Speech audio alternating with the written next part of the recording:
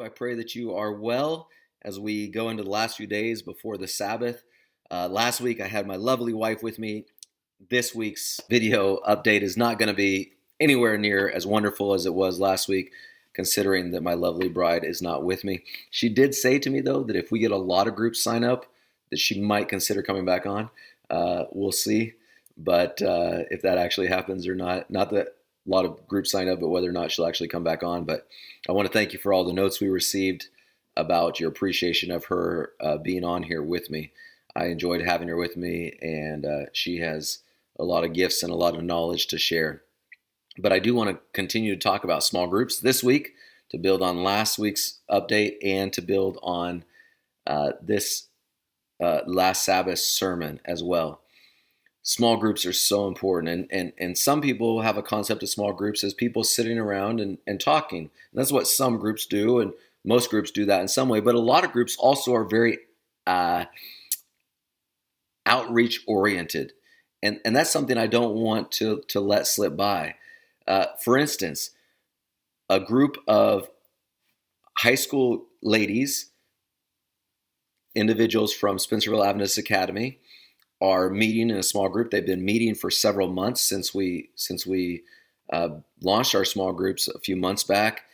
And those high school young ladies not only meet for their study together, socially distanced outside or physically distanced outside in the cold, but they also this Christmas did a service project. They put together, they made handmade cards to give to some elderly people within the community.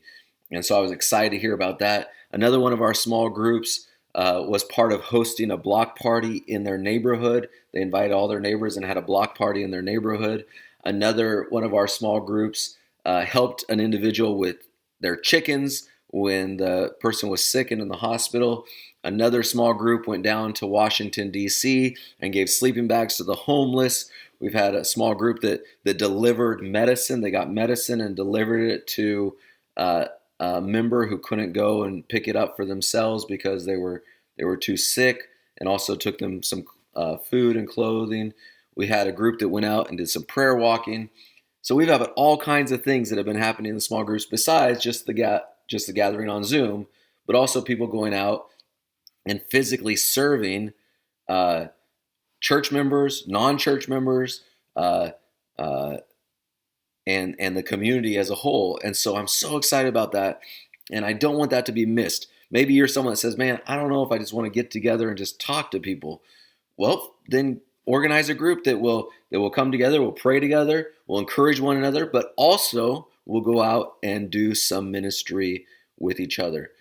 The best way for ministry really to happen is in community with others that are of similar mind as you, and saying, hey, let's go do this project together.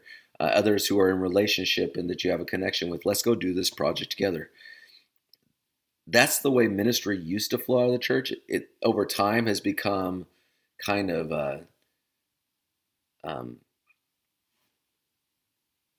controlled by the church. And what I mean by that is like events and activities are all planned by the pastoral staff or by a committee or by a board.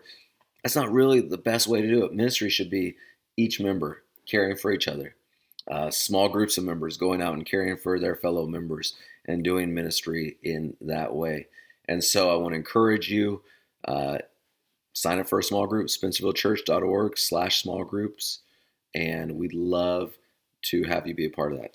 I also want to tell you before I hang up this video, I want to tell you that this Sabbath we're starting a new series on the book of Acts. The first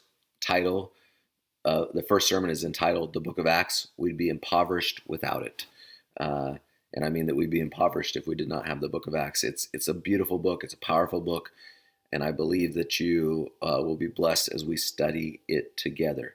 So I hope you'll join us for this introductory sermon on the book of Acts, and I hope that you're enjoying your small group.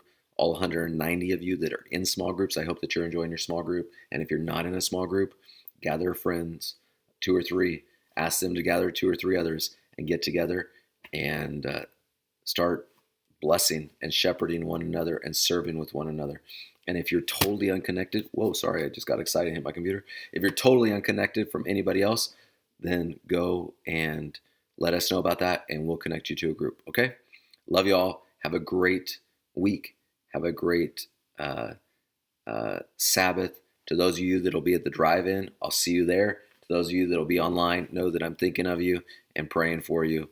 And may God bless each one of us. Bye-bye.